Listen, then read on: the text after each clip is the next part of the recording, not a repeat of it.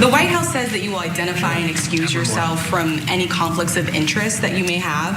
Does that mean that you are in effect policing yourself? What are the checks and balances that are in place to ensure that there is accountability and transparency? Well, we actually are trying to be as transparent as possible. In fact, we post our actions to the Doge handle on X. If you see anything, you say like, wait a second, hey, Elon, that seems like maybe that's, there's a conflict there. It's not like people are going to be shy about saying that. They'll say it immediately. Yeah, that's why they had to change so goddamn many of the things they posted on that stupid BS website. But that was Elon Musk saying that you don't have to worry about him rigging things in his favor, hurting his competitors, giving himself contracts, because he's gonna be transparent. And I don't buy that in most cases, but I think he has been pretty transparent in some of the corruption, including the story that we're gonna talk about today, because Reuters released a report just yesterday alleging that Musk is about to make a massive amount of money off the federal government. Here's the headline: Musk's SpaceX is apparently a frontrunner to build Trump's Golden Dome missile shield. And that is going to be worth, importantly, not only an ungodly amount of money to initially set up, but going forward, it could be massive money for Elon Musk and for SpaceX. Cenk, I know you've been waiting to talk about this. Musk and SpaceX building this system seems pretty convenient considering he's the co-president. Yeah, so first of all, utter outrage that the largest donor to any presidential candidate in any party, right? Just say, oh, I got a great idea. By the way, first, let's do cuts to like Head Start and funding malaria treatment and all of these to Social Security offices, to Medicaid, et cetera. But let's not save any money at all. Let's direct it all to my company. Well, if you're not outraged by that, then you like corruption. You love corruption. And really, if you're MAGA, you think, oh, what a coincidence. The top donor's company, it happens to be the best company for a project, by the way, we don't need at all. This is as big a boondoggle as you will ever find. Doge went looking for waste, fraud, and abuse, but what we didn't realize is they were looking to find it so they could promote it within the government, because this is waste, fraud, and abuse. So we thought they were going to find it to eliminate it, but apparently they were going to find it to put it on steroids, because that's what this is. What the hell is this crap? And what happened to cutting the Pentagon?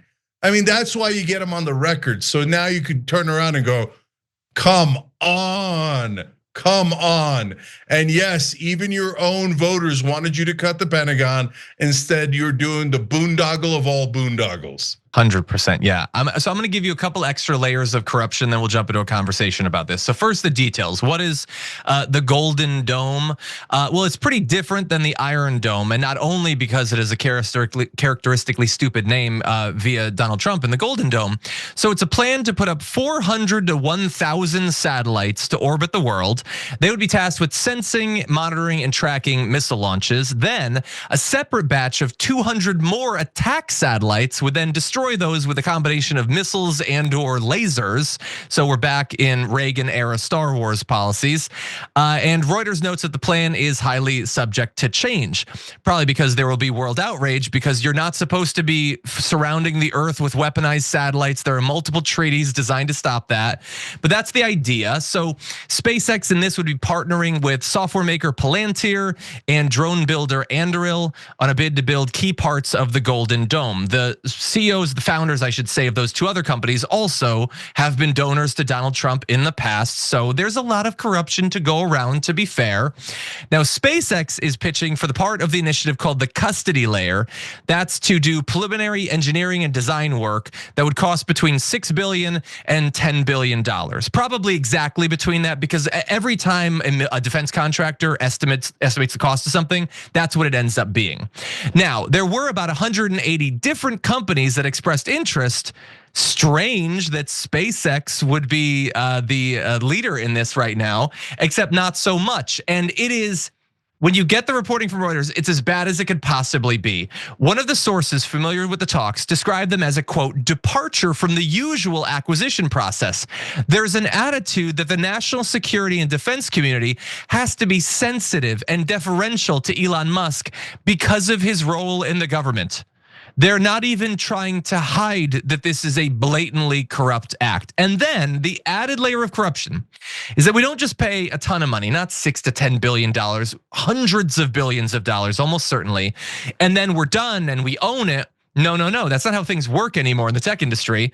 SpaceX has proposed setting up its role in Golden Dome as a subscription service in which the government would pay for access to the technology rather than own the system outright. So we would pay untold billions so that Elon Musk would own a fleet of attack satellites that ring the globe. We wouldn't even own it. He'd have control of the software. He could turn it off if he wants to.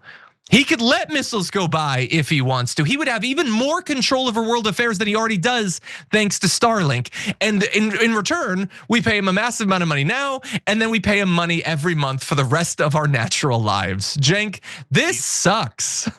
No, it's even worse than what you're stating and what I said at the beginning. Because when you think about the fact that then Elon would own it and it's a subscription service, well, think about it. If we stop paying the subscription, someone else can. And in fact, since it's a company that's, as with all companies, are designed to maximize profit, well, they're gonna say, well, I built this whole thing. I mean, you suckers paid for it, but it's mine, I own it, and I wanna make more money off of it. So I am now handing over the satellite system to the highest bidder. Oh, look at that, it's China. Well, what are you gonna do? Now China has a ring of satellites across the world that could destroy anything that they want. So, oh well. Okay, that's point one, okay, in a parade of horribles that are actually possible in this case. Point two is, what if Elon just goes, what do I need America or China for? I now own the satellites all across the world that can knock down anything I want, destroy anything I want. Mission accomplished.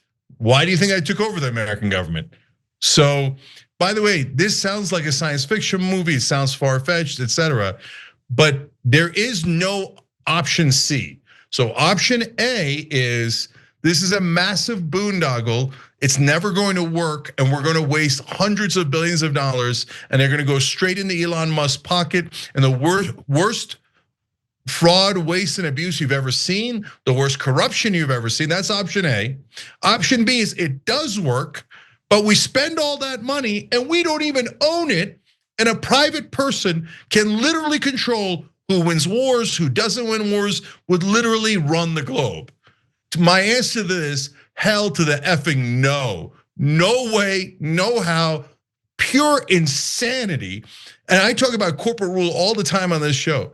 This would let one corporation literally rule us all. Absolutely. So feel free to use the word doge as a verb to just describe any time anyone gets ripped off, corrupted, taken advantage of, and grifted upon. I mean, me and my friends, maybe it's just some way we're trying to cope with all of this. We just love saying, hey, we're doging. So, we can, I just think there's something really interesting here though that I want to add to both your analyses, which is this is exactly how tech companies and tech platforms function. They promise transparency, but they're really not transparent at all. And they leverage public investments, including people's data, in this case, our money and our resources, maybe not our data, but that's in other capacities, with no accountability whatsoever. And the idea of sort of a subscription service is also very straight out of big tech. How do we make as much money while giving our users next to nothing, no matter what the causes are, right? So for example, when we talk about tech and whether it's AI or social media, you can imagine a pretty reasonable proposal that would pay people for their data. Is that any of that happening? No, instead what a subscription model assumes and mandates is ongoing, continuous, never-ending dependency. All right, so that's the first point I want to make. This is very big tech-like, the way this is being played. The other thing I want to say is, I mean, sometimes my podcast is called Utopias. I'm always looking for something to put me in a more positive mood in the evenings. I was actually nerding out about the incredible James Webb Telescope discoveries. You all may have heard of that. Possibly we found traces of life on another planet, or at least the elements that could be produced only by organic life. Why am I saying all that? That's NASA. That's what NASA did. That's what government funding of science and education and research does. Think about NASA relative to SpaceX, which I consider a zombie predator version of NASA, right? Think about how different these things are. And we must all ask questions. What do we actually want to support? And what do we not? By the way, the only other final point I have to make on this is the way that this should work, if we hadn't had our government entirely bought by an oligarch, is you'd have SpaceX come and be like, hey, we want to do this thing, and we're gonna make it a subscription service where you don't actually own it. And then the Pentagon would be like, oh, hey, the thing about that is there's 180 companies that would love this contract, so go kick rocks. Go, if you can afford it, go suck an egg. And we're gonna go with one of the other 100+ companies that would love to do this. But unfortunately, our government has been bought, so SpaceX knows they can make an absolutely horrible offer, and I guess the government will just take it because there's not gonna be any actual competition. Again, I know that it's difficult, like for the Democrats to fight back on everything because there's so many things they need to be fighting back on, but this feels like a pretty big one. I feel like you could score something on this. I have last 2 words from our audience. So you'll have to forgive their, bluntness, and you could join their bluntness at tyt.com. Infinity says, is Elon Musk Dr. Evil or Lex Luthor? And it's a good question, and we're hoping Dr. Evil so that he's clownish and does not succeed in any of this. And Turkish Taffy writes in, Elon gets the golden dome, the US taxpayers get the golden shower. Every time you ring the bell below, an angel gets his wings. Totally not true, but it does keep you updated on our live shows.